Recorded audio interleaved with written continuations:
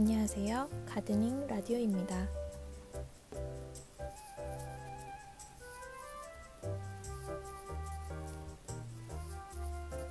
봄이 오면 참 설렙니다. 행운을 전하는 복수초가 피기 시작하는가 하면 낙엽 사이에 소담하게 피는 노르기를 만날 수 있기 때문입니다. 오늘 가드닝 라디오의 주인공은 봄을 전하는 두 번째 야생화 노르기입니다. 저는 한택식물원에서 처음 노르기를 만났는데요. 그 첫 만남을 잊을 수가 없습니다. 이름표만 보고 찾아간 식물원 한 모퉁이에서 대체 꽃이 어디 있다는 것인지 한참을 찾아도 찾을 수가 없었습니다. 며칠을 눈에 힘을 주고 찾았던 것 같아요. 그러던 어느 날 아무것도 없던 자리에 아주 작은 콩나물 같은 게 보였습니다. 긴가민가 했지만 꽃이 피니 바로 알아볼 수 있었습니다. 바로 노르기였습니다. 사진을 보고 상상했던 것보다 훨씬 작아서 참 놀랐습니다. 그리고 실물이 훨씬 예쁘다는 말로도 부족할 만큼 아름다운 꽃 앞에서 한참을 넋을 놓고 바라보았습니다.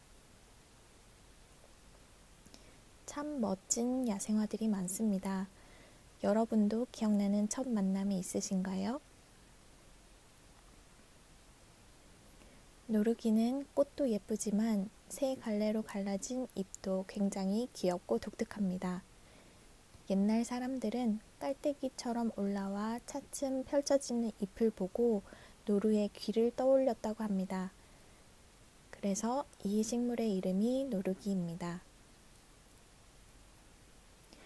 전 세계에 10종 정도가 자생하는 노르기는 우리나라에 노르기, 새끼 노르기, 섬 노르기 세 종이 자생하고 잎과 꽃받침이 길게 나오는 유성 노르기라는 하나의 변종이 자생합니다. 이 중에서 새끼 노르기와 섬 노르기는 전 세계에서 우리나라에만 자생하는 고유종입니다. 새끼 노르기는 노르기보다 크기가 작고 잎 끝이 다소 둥근 것으로 노르기와 구별할 수 있습니다. 제주도를 비롯한 우리나라 남쪽 섬 지방과 해안을 따라 산지 숲속에 자생합니다. 울릉도에만 자라는 섬 노르기는 잎 하나의 크기가 아이 손바닥만 합니다. 잎도 크고 큰 꽃이 피지요. 전 세계의 노르기속 중에서 가장 대형입니다.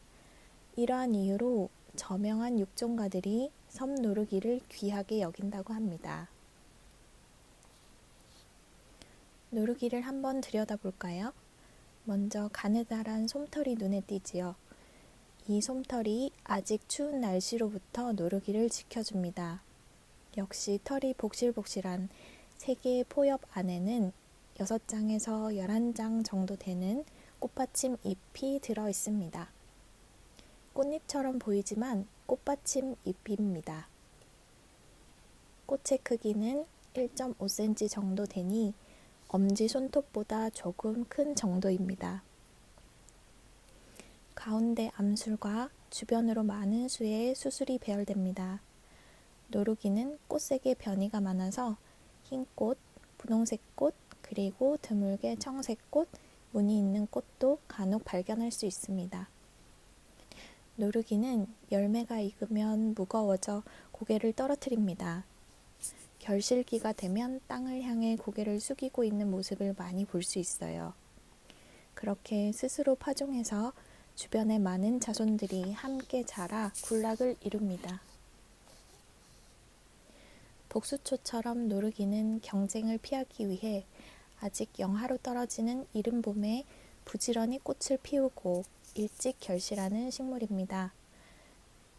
그래서 노르기를 정원에서 키우기 위해서는 봄에는 볕이 잘 들지만 여름에 충분히 그늘을 만들어주는 낙엽수 아래에 심는 것이 좋습니다. 토심이 깊고 물빠짐이 좋은 흙이 적합하고 남쪽 사면보다는 동북향 서늘한 곳에 심으면 잘 자랍니다.